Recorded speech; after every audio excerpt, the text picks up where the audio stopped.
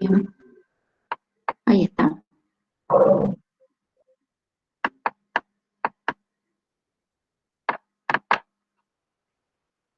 Bien, por ahí cometo algunos errores con la tecnología, pero bueno, ahí estamos. Esperemos que ahora sí podamos iniciar. Bien. Entonces decíamos que para definir química biológica en forma muy precisa, podemos decir que es una ciencia que procura explicar los procesos vitales a nivel molecular. Y aclarábamos que esto de nivel molecular me está diciendo que son importantes que las estructuras moleculares. Por lo tanto, cuando preparamos la materia, cuando vamos a rendir, no es una descripción de las reacciones, sino realizar, ¿sí?, las reacciones químicas, ver en qué consisten las estructuras moleculares, ¿sí? Comprende dos áreas, ¿sí? Tenemos que está bien dividido en el programa. La primera área, ¿sí?, que es de la parte estática o descriptiva. Y la segunda parte, que es la parte dinámica. Entonces, en la parte estático-descriptiva vamos a ver el estudio de los componentes, ¿sí? O sea, de las moléculas, de las estructuras, de las moléculas más importantes, los grupos más importantes, como son, por ejemplo, los hidratos de carbono, los lípidos, las proteínas, los ácidos nucleicos, entre otros, ¿sí? Bueno, esos serían los grupos más importantes que nosotros vamos a ver. Que, por ejemplo, acá sí está... por ejemplo, el adenosientrifosfato, ATP, es una de las moléculas compuestas por excelencia de alta energía. Las formas de representación que existen, como nosotros, bueno, manualmente podemos hacer esto, pero ahora con la computadora podemos ver todos los otros, las otras formas de representación que se aproximan más a la realidad de lo que es la molécula, ¿sí? Pero nosotros tenemos que saber interpretar esta forma de hacer las estructuras de la molécula. Y por otro lado, una vez que tengamos sabido toda la parte estática, la estructura de las moléculas, vamos a ver cómo estas se relacionan, ¿sí? Y esto es a través de las transformaciones químicas que se dan en los sistemas biológicos. O sea, todas las reacciones que se producen para dar lugar a lo que es la vida, ¿sí? Todas estas vías, las vías que permiten, ¿sí?, pasar de una molécula a otra a través de estas... Disculpe, no se están pasando las diapositivas. ¿Cómo? Que no se está pasando la diapositiva. A ver. ¿No están viendo en este momento? Puse presentar. Ahí está en la tercera diapositiva.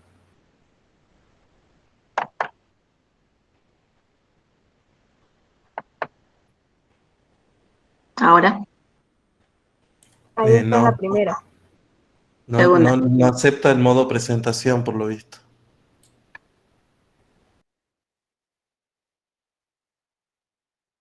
Yo veo la presentación y ustedes no. Ese es el problema ahora. Bien. Sí. Yo creo que tiene que dejar de presentar y volver a empezar la presentación. Sí, me parece que sí. Eso les iba a decir. Vamos a dejar de presentar y vamos a volver a presentar. ¿Dónde dice estás presentando? Dejar de presentar.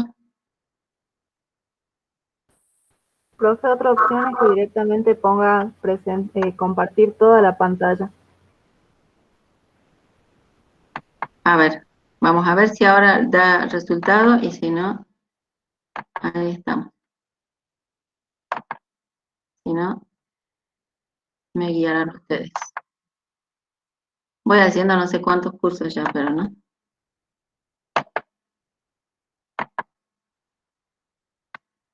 Bien, ¿ahora? No, sigue saliendo en PowerPoint.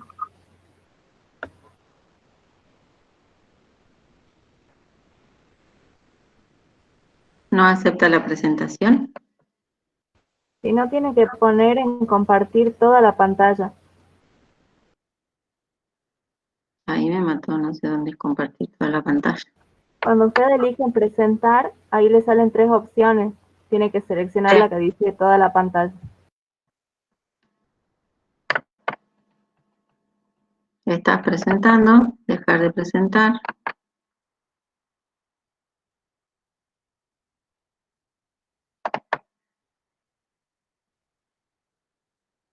No, no tengo toda la... Acá. ¿Pero ahí? No, ahí no me va a dar. Porque ahí va a compartir lo que estamos viendo acá. Pero usted después de ahí va al PowerPoint y después presenta y se va a ver bien. ¿Cómo?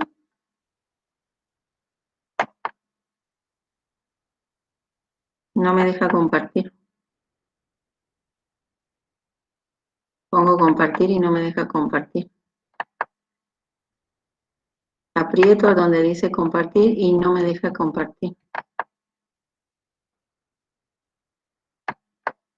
No, no me deja.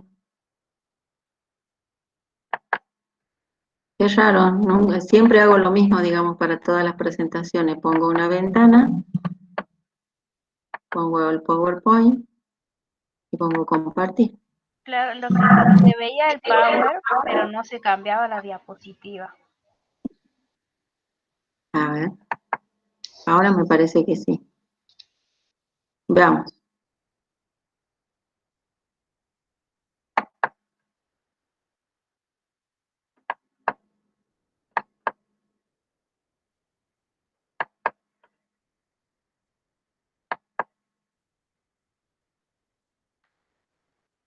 ¿Cambia o no, chicos? No, se sigue viendo el Power nada más.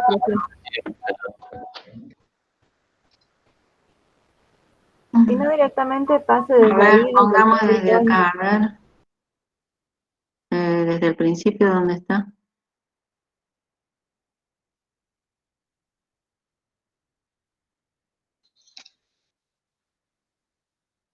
Presentación. Ahora. No, mejor sería que en vez de presentar usted vaya presentando una por una las diapositivas. ¿Ahí tampoco? No, tampoco. Yo veo pantalla completa acá. Profe, lo que pasa es que usted está compartiendo una ventana y usted seleccionó compartir el PowerPoint, ¿verdad? Cuando usted pone para presentar, se abre otra ventana y ya no se comparte. Ah. Y otra que pase así. Queda muy chiquito, ¿no? Hacerlo manualmente.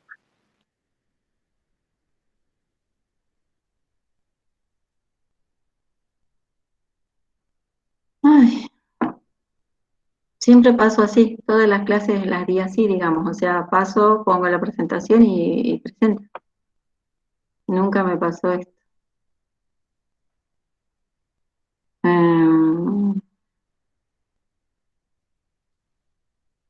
Usted dice de pasarla así, como ahí, de esa forma. Sí, profe. Bueno, Sí, pero tiempo. si no queda, si no hay otra forma, no sé dónde puede haber estado el problema. Bueno, es un poco de menor tamaño, pero bueno, las van a poder ver en las diapositivas.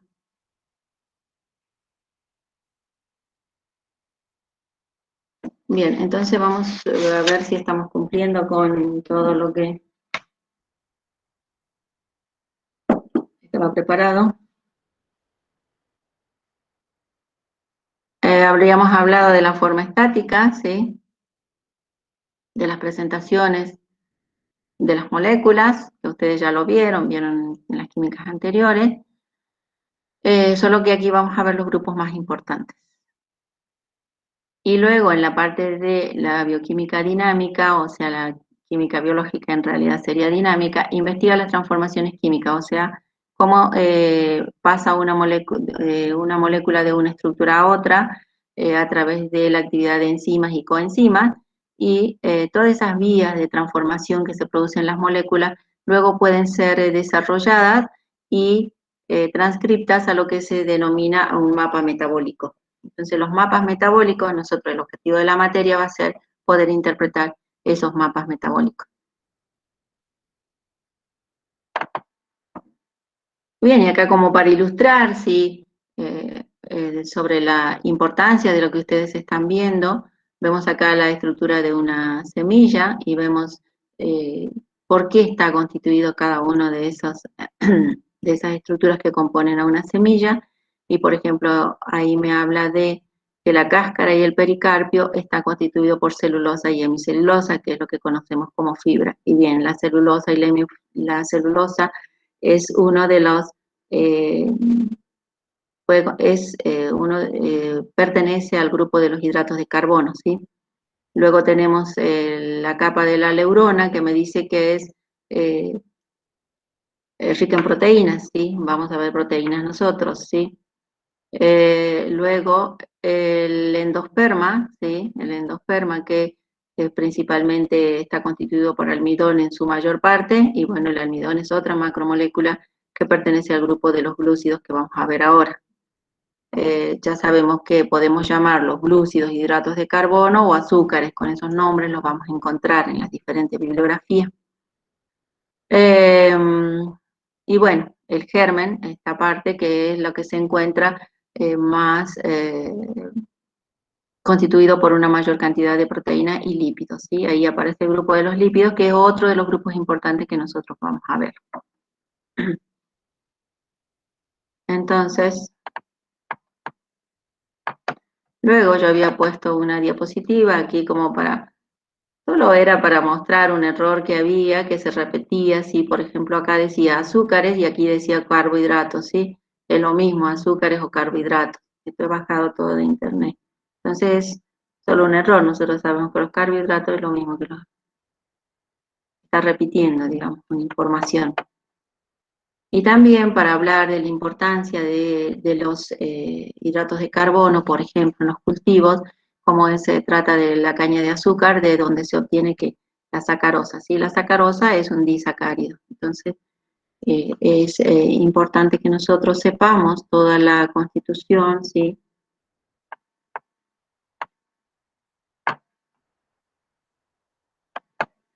Bueno, o sea, en esos lugares y como hacemos referencia a esto, en muchos más, ¿sí?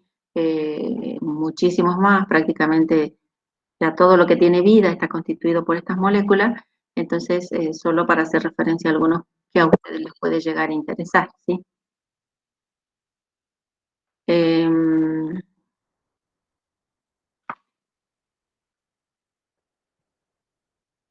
Tenemos los hidratos de carbono, ¿sí? Como yo siempre les digo, ahora que van a dar los finales, por favor, iniciamos el final, ¿sí? Siempre les preguntamos de alguna de las estructuras más importantes, la nomenclatura y la definición, ¿sí? Entonces, vamos a decir que los hidratos de carbono, como les decía, también llamados carbohidratos o glúcidos, están compuestos por carbono, hidrógeno y oxígeno, y se definen como, ¿sí? Esto tendría que estar resaltado con mayúscula, con color, polihidroxialdehídos y polihidroxicetonas, ¿sí? Polihidroxialdehídos, ¿qué quiere decir? Polihidroxialdehídos, poli muchos, ¿sí? Muchos grupos oxidrilos y la función principal es el aldehído. Lo mismo para las polihidroxicetonas. La función principal es la cetona. Uy, esto se me desacomoda un poco.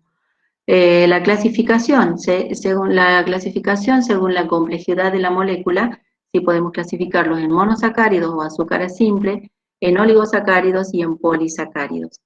Esos serían los tres grandes grupos dentro de lo que son los hidratos de carbono. También, ¿qué podemos decir?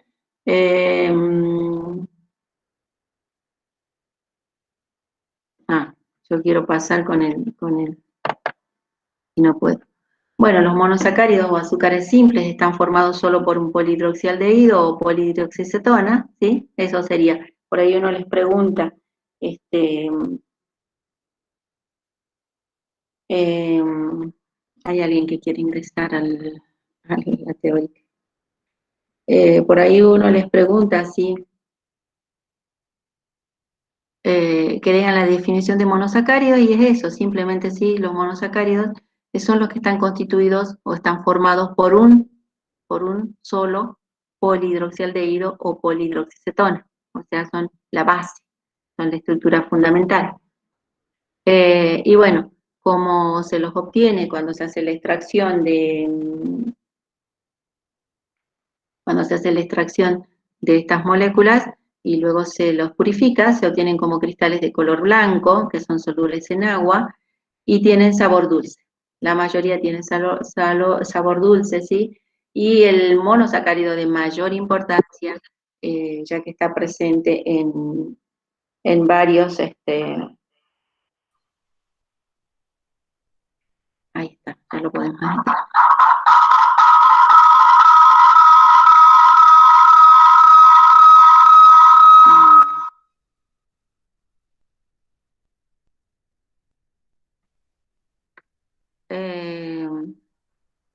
Entonces decimos que el de mayor importancia es la glucosa. No puedo silenciar esto.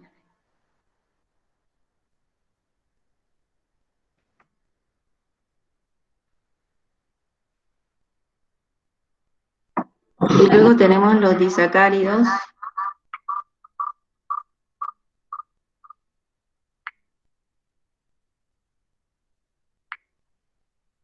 Tenemos los disacáridos, que sería el otro grupo,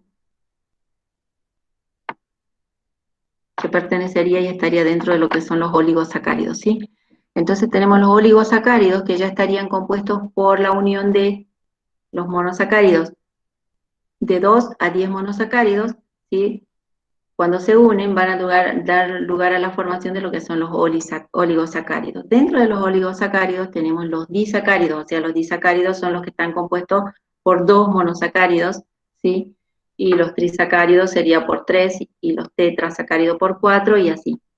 Dentro de los disacáridos, uno de los de mayor importancia que se obtienen al estado cristalino son los solubles en agua y en general poseen sabor dulce.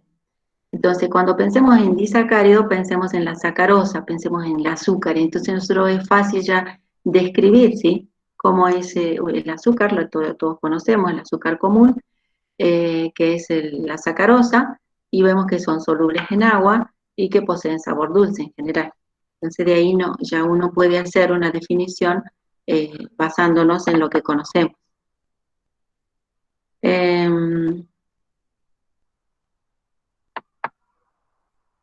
Y luego el otro grupo habíamos dicho que eran los polisacáridos. Los polisacáridos, sí, son moléculas de gran tamaño, o sea, podemos decir que son macromoléculas. Y están, como su nombre lo dice, constituidos por numerosos, o sea, muchos monosacáridos, y estos monosacáridos se pueden disponer en cadenas ya sea lineales o ramificadas.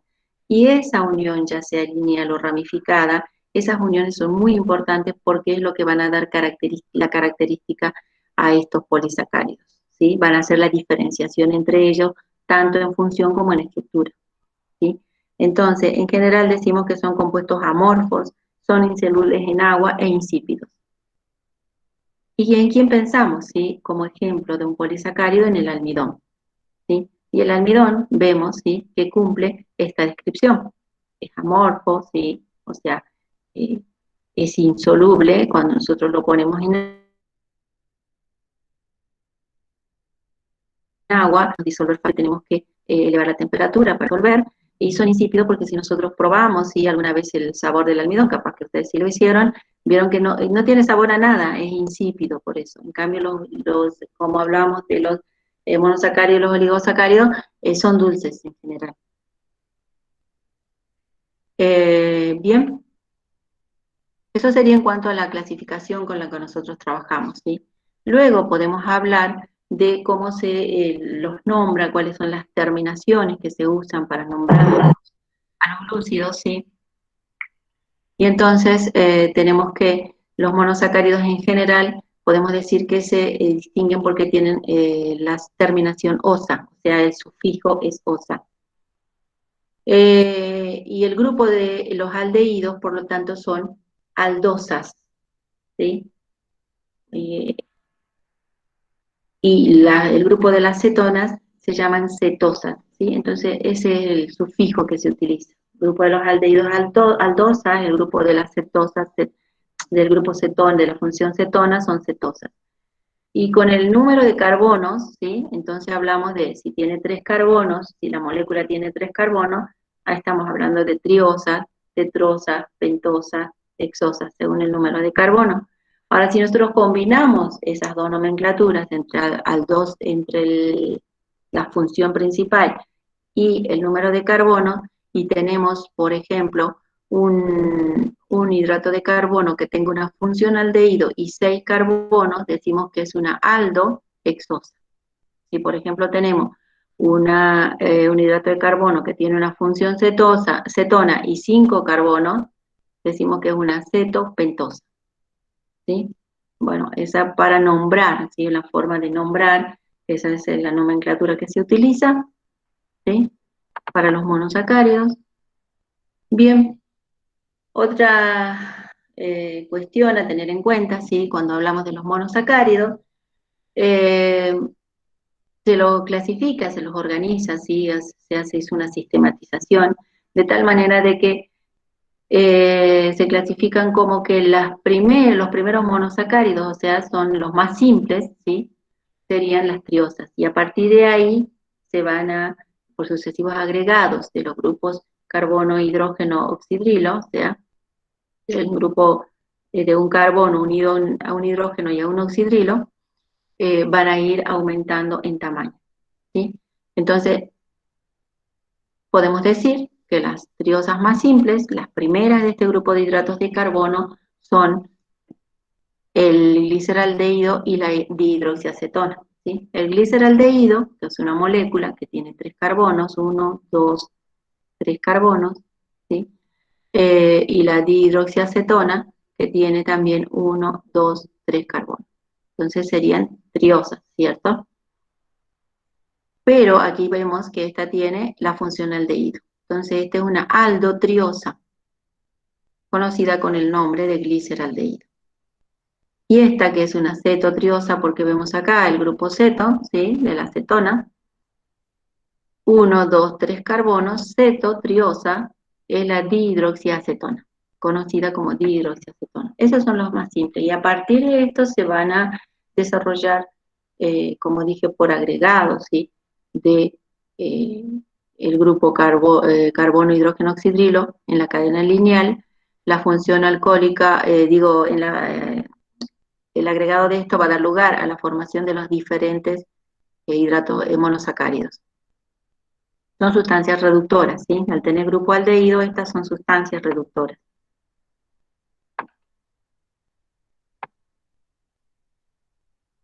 Bueno, en cuanto a la isomería, podemos decir que son isómeros ópticos, ¿sí? Forman isómeros ópticos, ¿por qué? Porque si tenemos el gliceraldehído, ¿sí? Escrito de esta manera, podemos escribirlo de esta manera o de esta otra forma, ¿sí? Entonces decimos que estos compuestos son enantiómetros porque uno es imagen especular del otro, ¿sí? Eso ya ustedes ven en química orgánica, ¿sí? Todo lo que es isomería óptica. Y bueno, nosotros lo presentamos acá, son enantiómeros, o también conocidos como antípodas ópticas. ¿Por qué? Porque una es la imagen especular del otro. Y ahí tenemos lo que aparece en las estructuras como las estructuras D y las estructuras L, ¿sí? Que no es dextrógiro y levógiro, sino que coincide la letra con dextrógiro y levógiro. No se trata de estructuras dextrógiras y levógiras. La D y la L hace referencia a la ubicación del grupo oxidrilo. Si el grupo oxidrilo está hacia la derecha, son las formas D, y si el grupo oxidrilo está hacia la izquierda, son las formas L, ¿sí? Lo que está en relación a lo que es dextrógiro y levógiro son los signos, ¿sí? El signo positivo me indica el dextrógiro y el signo negativo me indica el levógiro. ¿Eso qué quiere decir? Que ante la incidencia de unas de luz polarizadas, ¿sí? va a producir el giro en el sentido de las agujas del reloj, el dextrógiro, ¿sí? Y el L en el sentido contrario a las agujas del reloj. Bueno, eso también ya lo saben, digamos, ¿sí? Ya lo vieron en orgánica, pero dejamos clarito cuál es la forma de, porque decimos D y porque decimos L. No es lo mismo que dextrógiro y levógiro que está indicado con el más y con el menos. Y aquí está a lo que hacíamos referencia cuando veíamos la otra diapositiva y decíamos que a partir de el gliceraldehído, por sucesiva adición del grupo carbono, hidrógeno, oxígeno, ¿sí? El grupo carbono que está unido a un hidrógeno y a un oxígeno, va a dar lugar a la formación del resto de los monosacáridos. Entonces, en la naturaleza, los que predominan son las formas D, ¿sí? El D-gliceraldehído sería el primero. Cuando se agregan esos grupos, se agregan entre el grupo funcional y el grupo alcohólico adyacente, ¿sí? Entonces tenemos el grupo funcional, que es el aldehído, se adiciona a este grupo, carbono unido a hidrógeno y oxidrilo, ¿sí? Que está entre, decimos entre, ¿sí? El grupo funcional y el grupo alcohólico adyacente, que era este, por eso está con rojo, este era el adyacente. Entonces, entre estos dos, se adiciona este grupo y ya no tiene 3 carbonos, sino que ahora tiene 4 carbonos, y en este caso hablamos de la D-eritrosa, ¿sí? Si ese grupo oxidrilo está hacia la izquierda, hablamos, ¿sí?, de la D-treosa, ¿sí? Y bueno, así, luego la eritrosa, se agrega otro grupo de carbono unido a hidrógeno y oxidrilo, y bueno, hablamos de las pentosas. Y así se va de toda esa ramificación, que ustedes lo van a ver, en cualquier libro está esta clasificación, y está como se va en forma sistemática, nombrando luego a los más importantes. Dentro de esto, nosotros vamos a trabajar mucho con lo que es, por ejemplo, la D-ribosa. La D-ribosa que tiene, ¿sí?, todos los oxidrilos, la particularidad, digamos, para que nos acordemos, y de estas estructuras, tiene 5 carbonos y todos los oxidrilos hacia la derecha. Otra que vamos a ver y que vamos a estudiar es la silosa, con el cual se trabaja en el laboratorio, la silosa, cuando trabajamos con hidratos de carbono, que es una pentosa. Entonces, dentro de las pentosas, vamos a trabajar con ribosa, silosa, que son las más importantes, digamos. Y luego tenemos lo que son las hexosas. Dentro de las hexosas, ¿quién va a estar? La glucosa, ¿sí?, por excelencia, la glucosa, que tiene, para recordar, 6 carbonos, y el único oxidrilo que tiene a la derecha es el que está unido al carbono número 3, ¿sí? Porque todos los carbonos se enumeran a partir de del grupo funcional. 1, 2, 3, 4. ¿Sí? En este caso son 6, 1, 2, 3, 4, 5, 6 para la glucosa, y el grupo oxidrilo en el carbono número 3 es, está ubicado hacia la derecha. Bien, luego también tenemos otra importante, que es la galactosa, ¿sí?, también la manosa, entre las otras, ¿sí? También está la aldosa, además, pero los que más vamos a usar son esos: la glucosa, la manosa, la galactosa, dentro de lo que está en el grupo de las 6. Y luego el grupo de las cetosas, ¿sí?, también, como verán en la serie D, porque dijimos que en la naturaleza predomina la forma D, a partir de la dihidroxiacetona se forma la eritrulosa de 4 carbonos, y de ahí la ribulosa, la cilulosa, y a lo que nosotros digamos, vamos a dar más uso es la fructosa, ¿sí? Tiene, como vemos, siempre se va agregando entre el grupo funcional y el carbono alcohólico adyacente, se va a adicionar el grupo carbono hidrógeno oxidrilo, ¿sí? Y va a ocurrir eso, lo mismo acá en la fructosa, ¿sí? Y entonces en la fructosa, para recordar también que tenemos el grupo oxidrilo a la izquierda para la fructosa. Bueno, eso lo encuentran en cualquier libro, pero la interpretación es esa. Bien, ¿cómo vamos hasta ahí, chicos?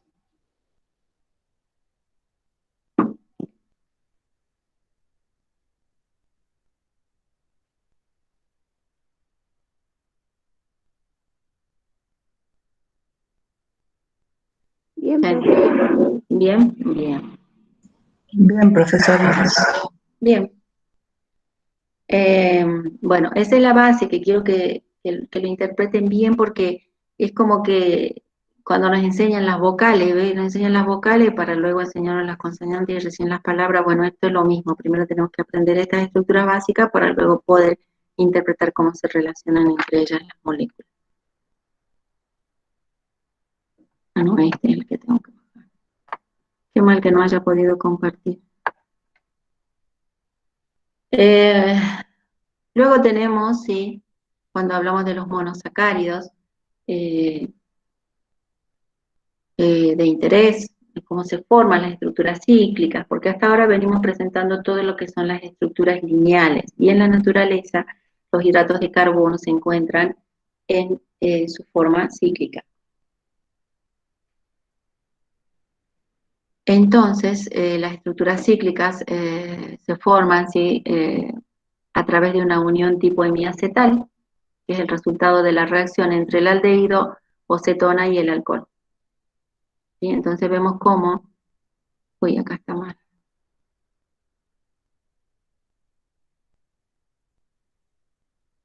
Este tiene que ser un grupo aldehído que se une al alcohol y va a formar, esto sí está bien, pero acá está mal porque acá tiene que ser un aldehído. ¿Qué pasó? Bien, a corregir la diapositiva. Igual ya lo vamos a ver enseguida en forma más detallada, ¿sí? Cuando se forman, ¿sí? Cuando se cierra este ciclo, esta fórmula lineal se cierra dando lugar a un ciclo, ¿sí? Tenemos lo que son estos heterociclos, como son el ciclo pirano y el ciclo furano. El ciclo pirano, que está formado por 1, 2, 3, 4, 5 carbonos y un oxígeno, ¿sí? Y el ciclo furano, que está formado por 1, 2, 3, 4 carbonos y un oxígeno, ¿sí? Esas son las estructuras de pirano y furano. ¿Cómo llega de la cíclica a esta estructura?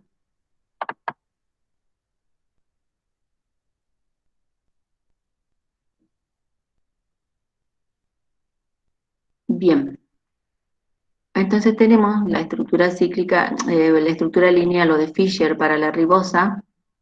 Tenemos los carbonos numerados, 1, 2, 3, 4, 5, es importante.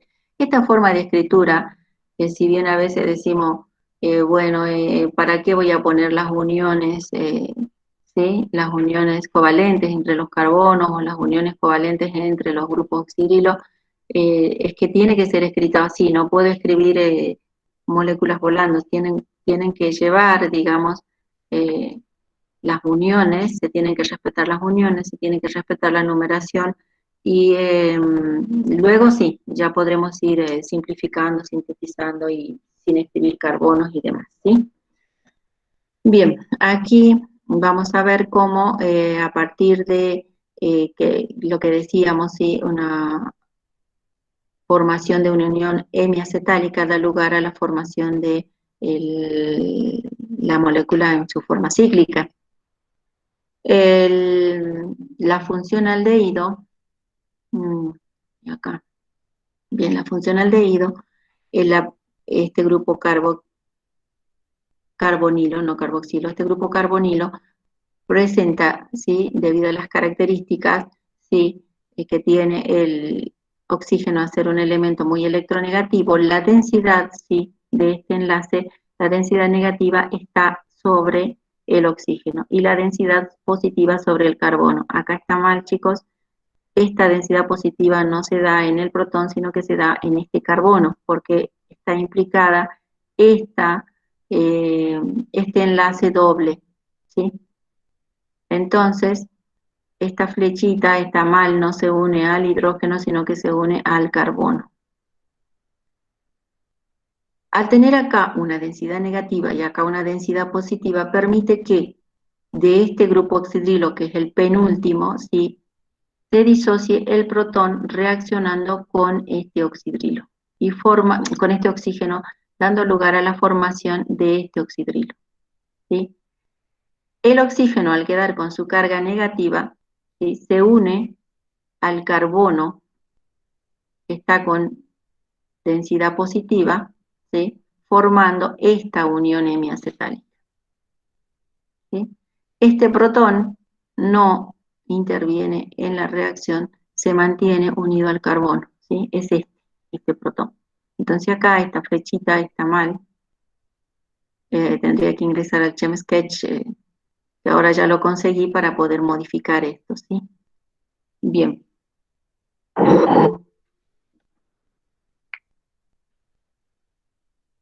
Entonces tenemos que se formó la unión hemiacetálica, ¿sí? ¿Hasta ahí vamos? ¿Vamos bien? La unión hemiacetálica está formada por el oxígeno de este penúltimo carbono, que en este caso es el carbono número 4. Este oxígeno se une al carbono, que sería esta la unión hemiacetálica que se ha formado, y aquí se ha formado un grupo oxidrilo. Por lo tanto, se pierde, se rompe el doble enlace. Entonces, el hemiacetal se forma entre el carbono 1 y el carbono 4. ¿Cómo escribimos esto? ¿Sí? Decimos que es un furano, porque tiene 4 carbonos y un oxígeno. Entonces escribimos la estructura del furano. Carbono 1, carbono 2, carbono 3, carbono 4 y carbono 5. ¿Sí? Porque este tiene 1, 2, 3, 4 y 5. Son 5 carbonos. Entonces, cuando yo logro formar el furano, ¿sí?, hago la estructura del furano, tengo que tener en cuenta que, ¿cómo voy a orientar los grupos oxidrilos? ¿Sí? Los grupos oxidrilos, si yo en mi estructura lineal los tengo a la derecha, ¿sí?, en la estructura cíclica van a ir hacia abajo, ¿sí? O sea, todos los oxidrilos que estén a la derecha van a ir hacia abajo en la estructura cíclica, ¿sí? Entonces, vamos con el carbono número 1, que después vamos a ver la forma particular de este carbono, pero ponemos el oxidrilo y ponemos el protón. El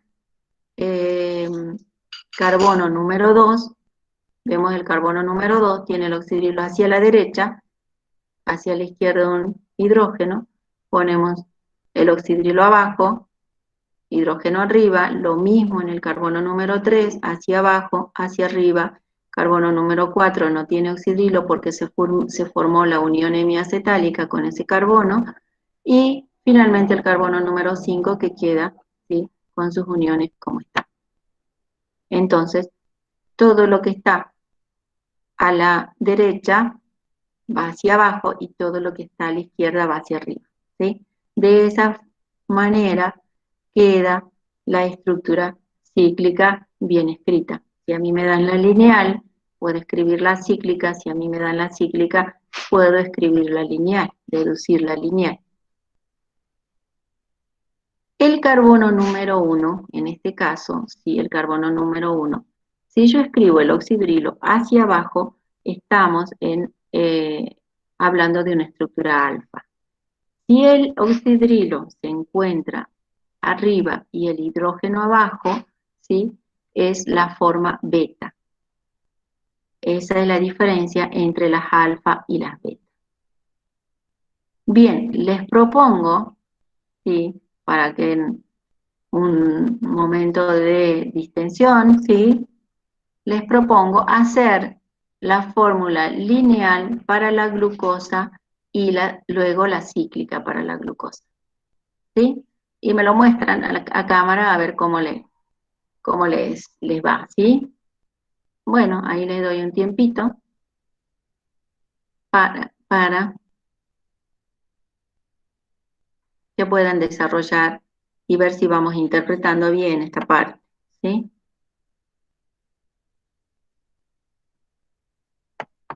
Mientras tanto, cortamos la grabación.